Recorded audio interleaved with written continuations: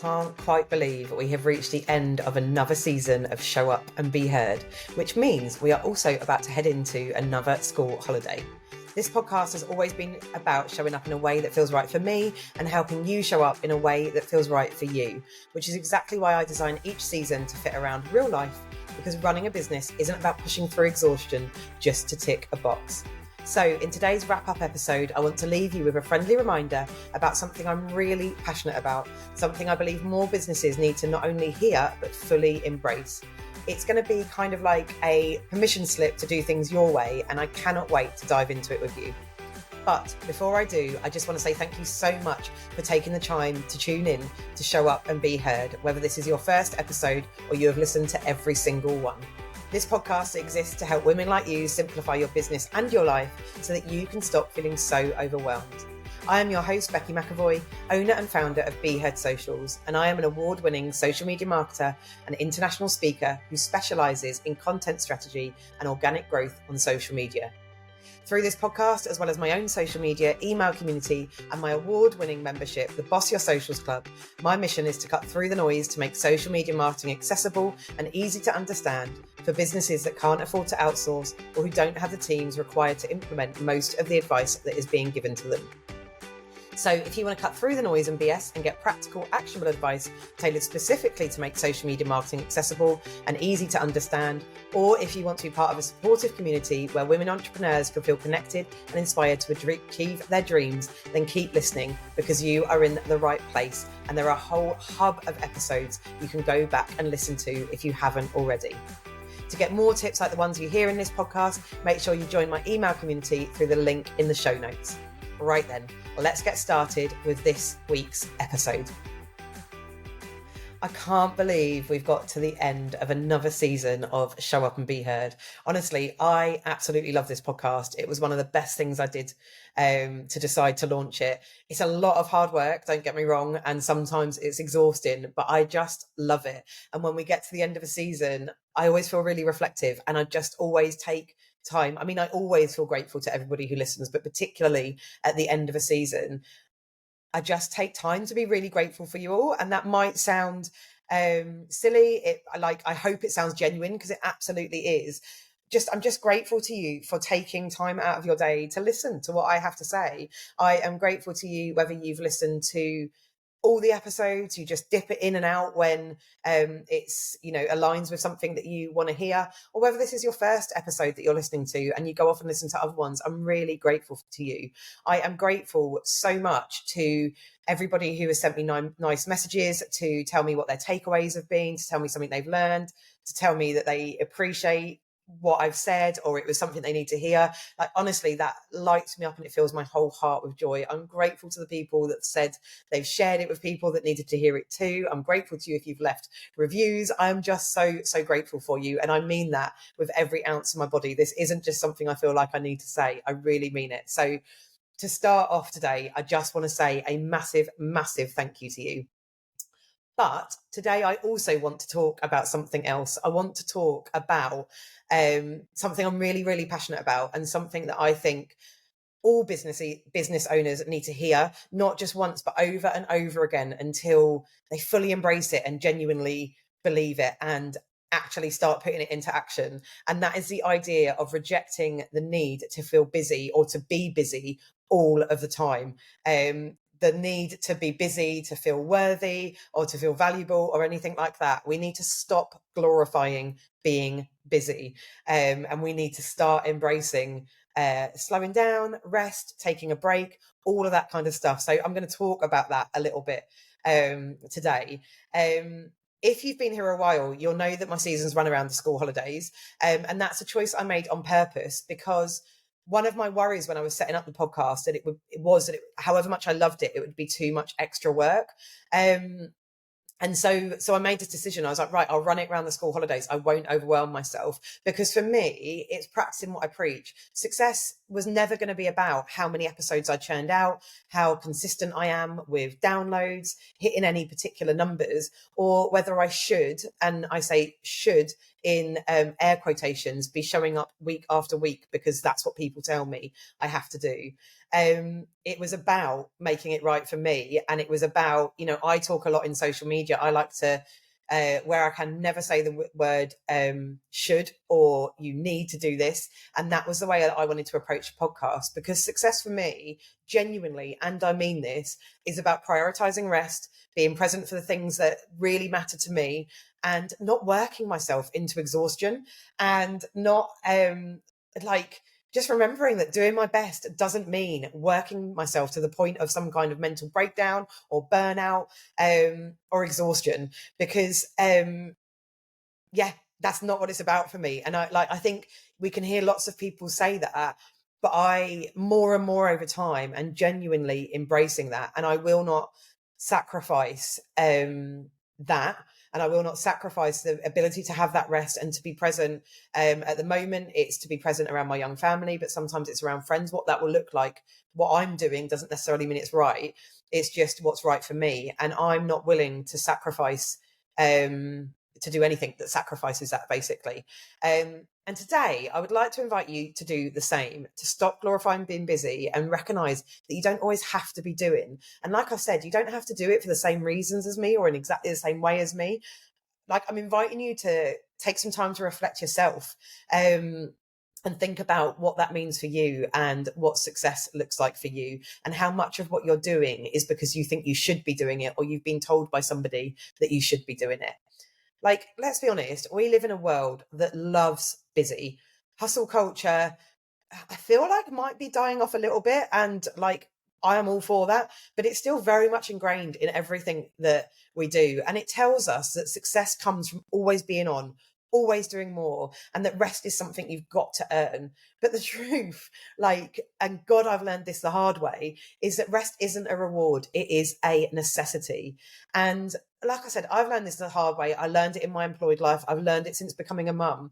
But I see it a lot with small business owners, and I see it especially with women. The guilt of stepping away, the feeling that if you're not constantly creating, posting, selling, networking, whatever else you're being told to do, then somehow you're failing. Somehow you're not being a good enough business owner. But busy doesn't equal productive, and busy doesn't equal success. And it certainly doesn't equal successful if success comes at the cost of your well-being and the cost of your mental health. You are allowed to pause. It is okay to pause. And I'm going to repeat that again. You are allowed to pause. One of the most powerful things that I've done in my business and in my life, actually, altogether, is allowing space. That's why my podcast follows a seasonal model. It's why I decided it from the start. However, I'm going to tell you something about that in a minute, actually. If I decided it from the start, it was going to run around the school holidays. But the reason I decided that when I started was because I want to show up here when I have the energy, when I have the ideas, the creativity and the capacity to do so, not because I feel like I have to, just to keep up. Now, I was going to say, I'll tell you a bit more about that in a minute, because I completely understand the irony of me saying I'll do less and this is what success means to me, whilst an episode is still going out. But here's the thing, I am setting this episode up for the future. So the first time this is going out is actually during a half term. And going forward, it will be the episode that goes out in the last week before the school holidays at the end of every season, so that listeners who come back and see that there's been nothing new for a while will understand why. They'll understand that the podcast hasn't stopped. It's just I'm taking a break. That season's come to an end. And sometimes I'll be back the following week because it's only a week-long half term. Sometimes it might be a couple of weeks because it's the Easter holidays, or sometimes it might be 6 or 7 weeks because it's the summer holidays, or 2 weeks at Christmas, whatever it might be. There's no consistency in it other than I am running it around the school holidays. So I want this episode in here because it's important to manage expectations and for people to know when I'm going to be back, but also so that like, there is consistency around it because the consistency is the school holidays. But like I said, there's no consistency necessarily in the break. Sometimes it will be for a week, sometimes it will be for longer, like I said. I said just now that from the very start of deciding to do this podcast, from the launch of the podcast, that I'd do this. And I'm doing it now.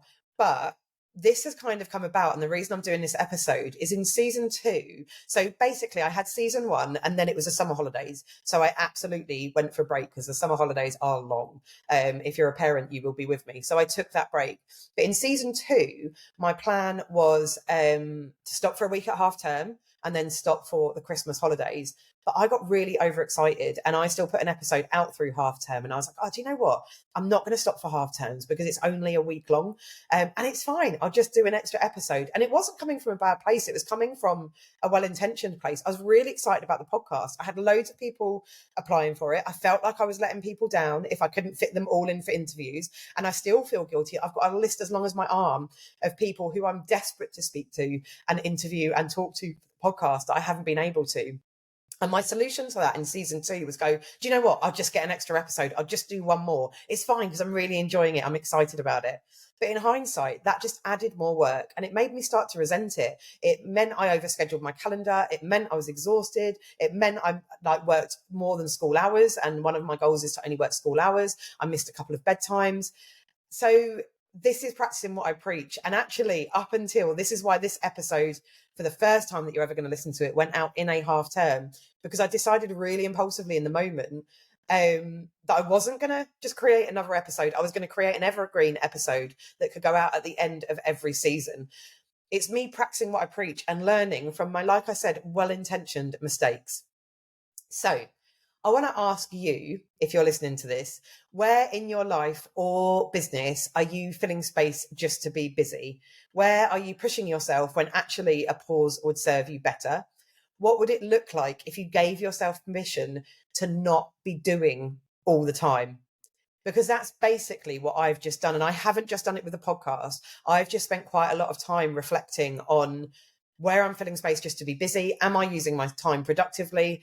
And I've cut back on loads of different stuff. I am very fortunate to have a virtual assistant who really helps me out. I've reflected on what tasks I can pass over to her because I was doing things that I felt like I just should be doing, or it needed to be me.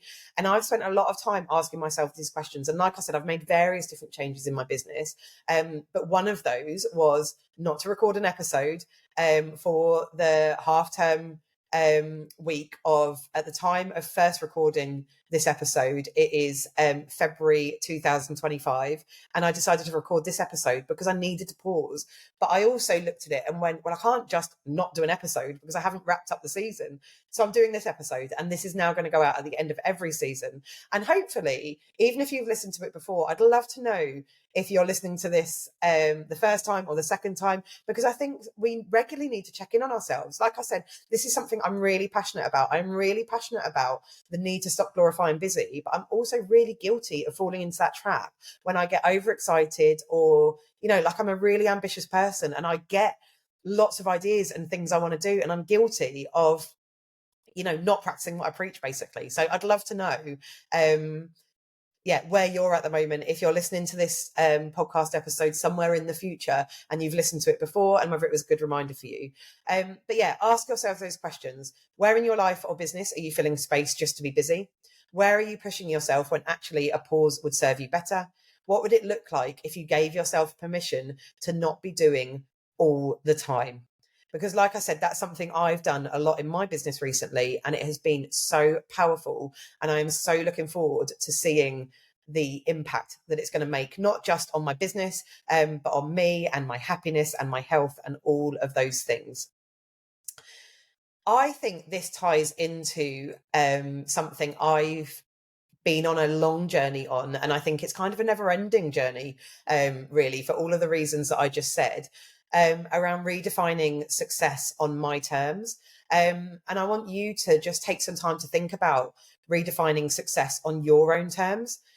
Honestly, one of the biggest mindset shifts I've had since I walked out of my job without another one to go to, my employed job back in 2019, is that success isn't about how much I can cram into my days. It isn't about how busy I am. It's about whether I'm living in a way that aligns with my values and that actually makes me happy more than it makes me sad. So for me, that means taking breaks when I need to, spending time with my kids without feeling guilty about work, putting boundaries in place so that I limit distractions whilst I'm with my kids so I don't feel guilty about neglecting work, because it works both ways. And also so that I don't get irritated with my kids whilst I'm with them because I'm distracted by a work notification, which happens if I allow that to.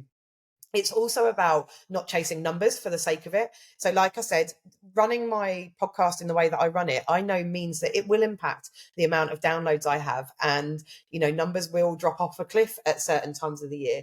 And I'm okay with that, because as long as I can look at it and go, oh yeah, well, it was a school holiday then, so of course I got less downloads. Success for me, and success on my own terms, absolutely means not chasing numbers for the sake of it, which the world of social media can really, really drag you into, even when you're, like, I was going to say, even when you're like me, but even when you're quite aware of that, like, it's just easy to be sucked into it. So it's about giving myself the space to recognize that and make changes when I need to. And most of all, in terms of business, it's about creating a business that fits my life, not the other way around. So what I'm doing is for me and for my life. It's about me having asked myself those questions and me answering those questions. It doesn't mean what I'm saying in here is what you have to do. You might want to take inspiration from it, and I'd absolutely love to know if you do. But it's about you taking time to think about those questions and answer those questions for yourself. Because, and this is another thing I say a lot, we did not choose to run our own business to be our own worst bosses. And do you know what? Running a business is really, really hard. So my goodness, we need to make the most of the perks that come with it, and take the benefits that come with it. And that means sometimes stepping away, sometimes not being productive, and sometimes saying, do you know what, that can wait. Because you know what, the world doesn't end. The business doesn't collapse. The important things still get done. And this is really important to tell myself, because sometimes when I get carried away with myself, it's not actually because I'm being a martyr, and it's not because I'm like, oh, I always have to be doing this. It's because I'm dead excited about stuff and I want to do more things. And I have to check in with myself and go, do you know what? You can do that, but possibly just not right now, because you're going to wear yourself out and you're going to miss all of the bedtimes throughout the week. I mean, don't get me wrong, I don't always want to do the kids' bedtime, but I do want to do it more than I don't.